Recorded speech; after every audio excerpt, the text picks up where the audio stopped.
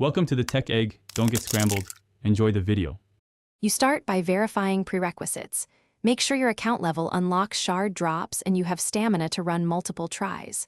Once done, enable event notifications and collect daily login bonuses so you have 3 stamina potions ready.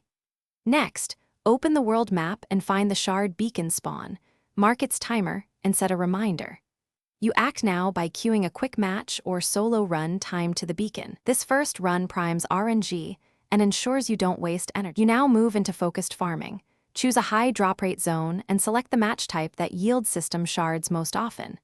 Make sure your team prioritizes loot find and clear speed. Swap pure DPS for utility that shortens runs. Once you lock a rotation, alternate between the shard beacon, elite patrol encounters, and the daily raid to keep shard income steady. As you farm, record which node spawns shards more frequently, and adjust your route to maximize returns per hour. You finish by collecting and redeeming system shards at the vendor as soon as you hit thresholds. Make sure to respect stacking limits and cooldown timers. If you notice no drops after several runs, clear the game cache and relog, then repeat a quick run to refresh loot tables.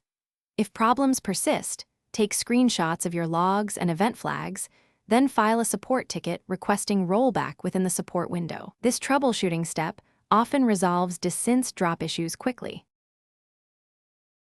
Thanks for watching. Consider subscribing if I helped unscramble your problems.